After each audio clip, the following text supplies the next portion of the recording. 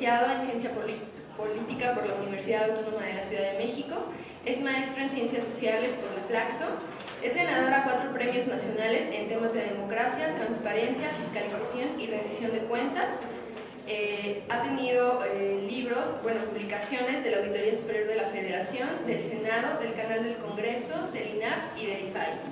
Además, tiene un diplomado en Industrias Extractivas en la Pontificia Universidad Católica de Perú y cuenta con experiencia laboral en la asociación Fundar Análisis e Investigación.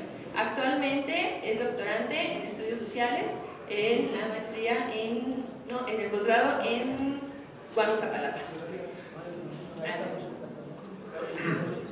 Muy buenas tardes, agradezco a todos la presencia y vamos a hacer la presentación de lo que es el apartado de la transparencia y rendición de cuentas en la propuesta que se va a trabajar con la senadora Cuellar. La siguiente, por favor. En el apartado que a mí me tocó trabajar en el laboratorio, se están proponiendo modificaciones o adiciones a un total de 14 artículos. Esto es porque, recopilando la información que en el laboratorio se está manejando respecto de la capacidad de la política pública para incidir en los entornos de vulnerabilidad y las problemáticas que se van analizando en los comparativos en los diversos países, pues nos han aportado elementos para aseverar que hay muchas deficiencias en cuanto a las políticas sociales, y en el punto que a mí me corresponde podría señalar que hay debilidades en cuanto a los mecanismos de transparencia, de rendición de cuentas y de fiscalización de los entes de control, en específico de la Auditoría Superior de la Federación. Siguiente, por favor. Para esto, entonces, la propuesta que se está manejando propone la adición o modificación de estos 14 artículos en 3 grandes ejes. Siguiente, por favor. Como ya lo había mencionado, es la participación de la sociedad civil y específicamente de los mecanismos de control social hacia los programas de política social.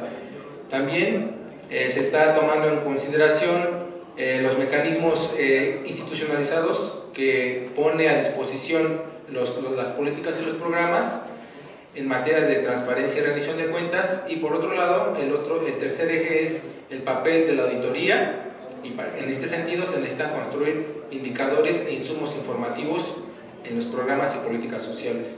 Siguiente, por favor. El objetivo general de la parte de la propuesta que nos tocó trabajar es que a través de normas y mecanismos se puedan habilitar condiciones de ciudadanía. Específicamente esto es para que los ciudadanos, cualesquiera que sean, no forzosamente tienen que ser beneficiarios del programa o organizaciones que estén aprobadas por la Secretaría de la Función Pública, sino cualquier ciudadano tenga la capacidad de monitorear, de evaluar y de sancionar la aplicación de los programas y las políticas sociales. Esto es muy importante en el sentido de que se generan incentivos políticos en las entidades vigiladas al saberse que la sociedad está ejerciendo una continua evaluación y monitoreo de la acción política que ellos realizan. Una de las debilidades que nosotros detectamos, por ejemplo, es que como en los programas y la ley hacen un sesgo de la Contraloría Social y la llevan únicamente hacia el plano de las organizaciones registradas o de los beneficiarios, esto en consecuencia traería que cuando hay algún tipo de asignación discrecional de los beneficios de la política pública, pues sería muy difícil esperar que los mismos beneficiarios de esta asignación discrecional de los beneficios pues se pudieran delatar, ¿no? como acreedores no merecidos de un programa de política pública. Por eso estamos hablando de que el monitoreo vaya más allá de los beneficiarios y de las organizaciones aprobadas. Otro de la parte de los objetivos es que la ley permita crear con un contrapeso a través de la producción de información muy específica. Que la ley establezca que la transparencia no es una dádiva en los programas, sino que es un derecho que ya está plenamente establecido por la reforma del artículo 6º constitucional, por todo un marco legislativo que está perfectamente asentado en la Ley de Transparencia y Acceso a la Información Pública, que hay diversas experiencias a nivel nacional. En el Distrito Federal tenemos una de las experiencias más enriquecedoras del desarrollo del derecho de acceso a la información pública, y en ese sentido lo que se está proponiendo en nuestra propuesta es que se produzcan insumos informativos, indicadores retrospectivos, es decir, históricos, de cómo la política a través de los años va cumpliendo metas, objetivos, que tengamos esta información comparativa año con año a disposición de toda persona que quiera acceder a un portal o que pueda disponerse, como ya lo habían señalado nuestros compañeros, más allá de las vías que permite la telemática, ¿no? La telecomunicación informatizada, porque es una de las grandes carencias también que se encuentra en la ley, que de acuerdo a las condiciones de vulnerabilidad, el ciudadano está habilitado o no para ejercer su papel como ente regulador o como un control social adecuado. En los mecanismos específicos se está también previendo que tenga reflejo todos estos señalamientos de ausencia de mecanismos eficaces en la construcción de normas y de mecanismos óptimos para este tipo de control. En específico, estamos proponiendo que, por ejemplo, en el caso, hay un apartado en la ley que habla de la denuncia popular, hay otro apartado en la ley que habla, hay un capítulo también que habla de la Contraloría Social. En específico, en estos capítulos estamos proponiendo modificaciones a artículos y a precisiones conceptuales muy específicas. Por ejemplo, en cuanto al apartado de la Contraloría Social, en la ley se prevé que aquellas organizaciones que están registradas puedan ejercer los mecanismos de evaluación que se establecen en los programas. Nosotros estamos proponiendo que haya una adición en algunos artículos y una modificación en otros para que este tipo de controles se amplíen hacia la sociedad civil, que cualquier persona que quiera ser a título individual un miembro activo en los controles, en la vigilancia, en el monitoreo, en la evaluación, pueda hacerlo, y que no requiera forzosamente de una aprobación de la Secretaría de Función Pública, porque en este sentido, cuando una organización se ve sujeta a la aprobación de una entidad pública, pues ve comprometida su labor crítica, su labor de fiscalización, en el sentido de que depende de los recursos que esta entidad le asigna. Por ejemplo, hemos encontrado muchos casos en los cuales, por ejemplo, voy a traer a colación el caso de Pemex.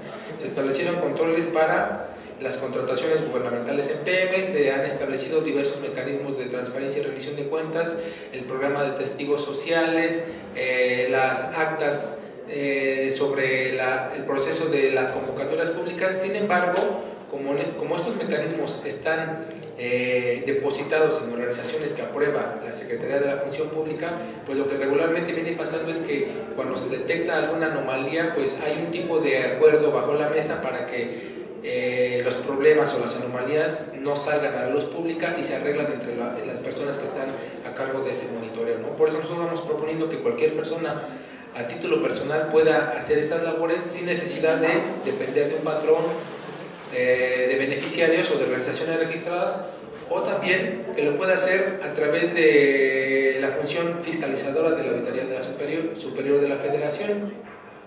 Siguiente, por favor. Bien, vamos bien de tiempo. Bueno, empecemos a hacer un poco más detallada la propuesta que se le está planteando a la senadora. Por ejemplo, en el título primero de las disposiciones generales encontramos que cuando se define el objeto de la ley, que es realizar acciones, programas y políticas públicas en favor del desarrollo social, vemos que hay una definición que por ahí queda volando, que queda tambaleando, que es la de participación. Cuando nosotros buscamos el referente en el marco normativo tanto de la Constitución como de las leyes secundarias derivados y de la legislación que puntualmente implementa este tipo de leyes, vemos que hay dos definiciones muy grandes. Por ejemplo, se habla de participación democrática en el Plan Nacional de Desarrollo, y en ese sentido se engloba todos aquellos mecanismos con los cuales la sociedad, el ciudadano, puede participar en la evaluación, en el monitoreo, en la sanción de la política pública.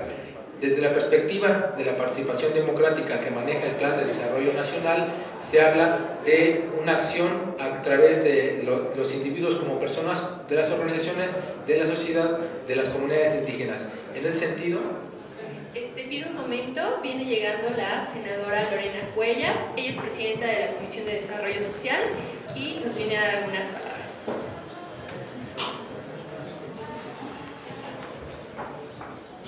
Le pido un aplauso a todos para...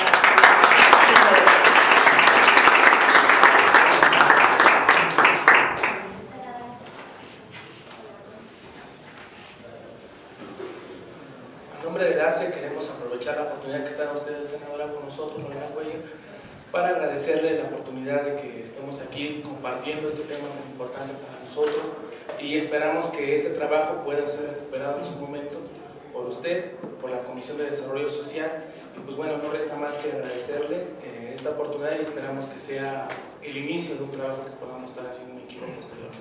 Muchas gracias. No, al contrario, solamente quiero felicitarlos por esta apertura. Al contrario, quiero agradecerles más que otra cosa que nos hayan permitido, que le hayan permitido al Senado de la República tenerlos aquí en su casa. Es una gran oportunidad para nosotros el iniciar estos trabajos aquí en el Senado, que ustedes nos den herramientas también de lo que hacen cada día para que nosotros mejoremos el trabajo legislativo. Para nosotros es realmente reconfortante. Les agradecemos muchísimo. Esta es su casa y cuantas veces deseen ocupar las instalaciones, pues estaremos apoyándoles con mucho gusto. Cuando tuve el conocimiento por parte de Mario de que deseaba un grupo de jóvenes venir a trabajar al Senado, me dio mucho gusto y bueno, pues no lo dudé.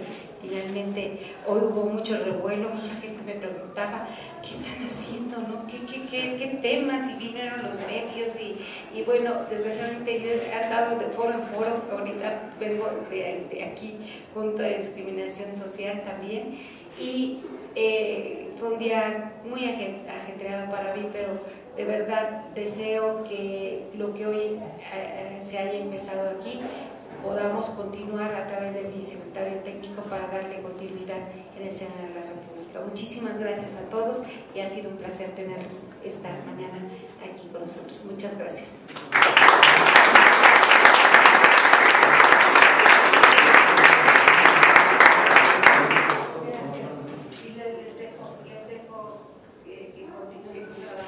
Muchas gracias a usted, senadora. Ya de que también los reconocimientos firmados. Muy merecidos además. Muchas gracias. Perdón por interrumpirlos. Muchas gracias. Con permiso. Gracias, perdón por la interrupción. Con permiso, muchas gracias. Gracias. Bueno, pues continuamos con la participación del maestro Omar Eli. Bueno, recapitulando, como les mencionaba, encontramos que en la ley, por ejemplo, la definición de participación está un poco floja, suelta, no hay coherencia interna en la ley. Por eso, cuando se revisó el marco normativo que establece el Plan de Desarrollo Nacional y se habla de una participación democrática en el sentido amplio que incluye, como les mencionaba, comunidades indígenas, organizaciones, individuos y organizaciones de la sociedad civil, pues aquí encontramos el referente de lo que se establece para la participación de los ciudadanos en un sentido democrático, porque eso es el horizonte al que aspira la sociedad mexicana. Ahora bien, cuando tenemos que tomar los referentes específicos que la Constitución detalla sobre cuáles son las capacidades y facultades que tiene el ciudadano en sus ejercicios y derechos políticos, tenemos como referentes al artículo 1, 3, 4, 6, 7, y nos damos cuenta a la hora de revisar la ley que cuando se define la participación chocan este tipo de definiciones, ¿no? A veces se habla de participación social, a veces se habla de participación en un sentido más amplio. Entonces, una de las propuestas que hacemos es que cuando se especifique la participación y ya que ésta está relacionado a los ejercicios políticos y las facultades que tiene todo ciudadano en la democracia, se cambie el término de participación social por el de participación ciudadana, que es un concepto que en la teoría y en el estado del arte más de frontera, pues hace referencia a los derechos políticos que se ejercen en la democracia. La participación social es como uno de los indicadores de la participación ciudadana. Por ello estamos haciendo esta propuesta de modificación en la ley.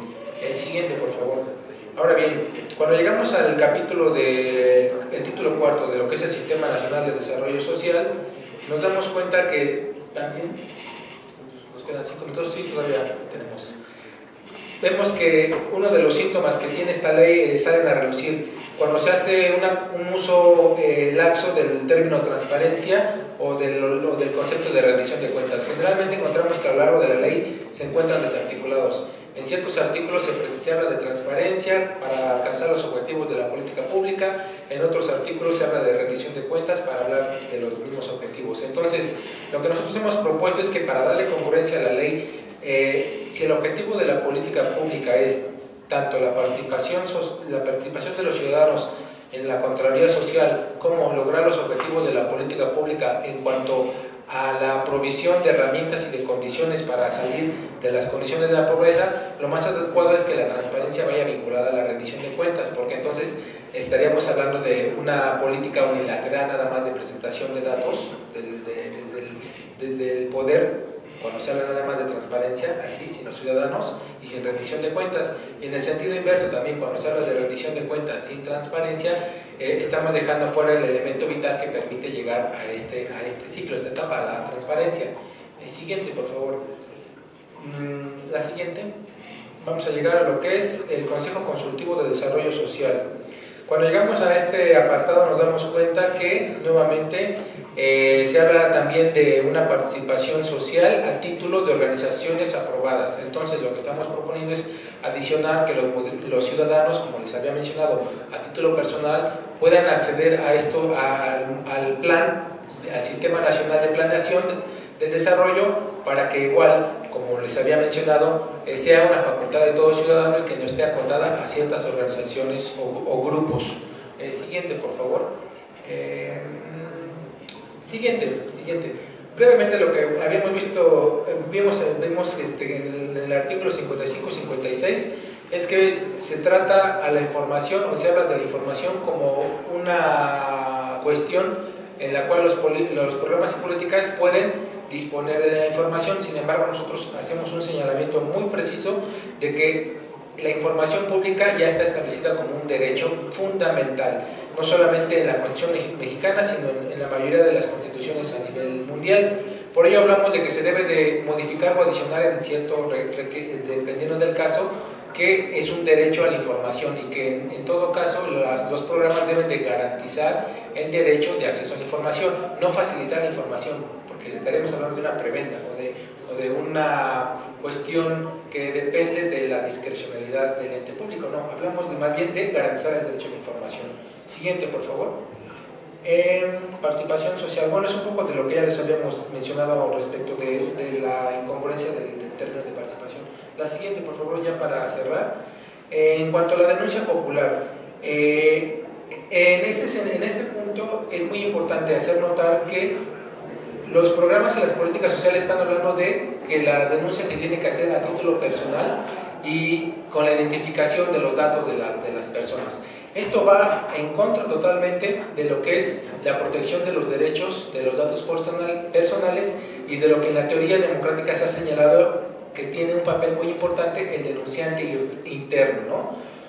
Por ejemplo, se ha dado en los casos que muchas veces se conocen de los casos de corrupción porque hay una denuncia interna de algún servidor público o bien porque algún beneficiario se da cuenta que está siendo excluido y en este caso se debe de proteger la denuncia cuando se trata de un funcionario interno o cuando es un beneficiario que al ser un señalamiento sobre cómo se están asignando discrecionalmente los programas y enterarse el que está asignando el programa, pues puede dejarlo marginado, ¿no? Por eso está hablando de que la denuncia tiene que ser protegida y anónima. Siguiente, por favor, ya para terminar ahora sí. Siguiente. Siguiente. Nos vamos al tema de la evaluación. Aquí puntualmente lo que ya hemos señalado en la introducción es que para que la Auditoría Superior de la Federación pueda convertirse en un contrapeso en cuanto a lo que establece el Poder Ejecutivo Federal a través de la Administración Pública Federal y lo que la Auditoría Superior puede ejercer en su labor de fiscalización y monitoreo, estamos planteando que se produzcan indicadores informativos específicos, históricos, retrospectivos, y que estos se pongan a disposición no solamente de los entes de control y de las agencias de control superior, sino en las páginas y en todos los lugares en donde se pueda dar acceso a esa información, para que esto sea un incentivo político y se sientan los entes continuamente vigilados, y entonces la labor de monitoreo no depende únicamente de los programas anuales que establece la auditoría, sino de un continuo ejercicio que se establezca desde el monitoreo ciudadano.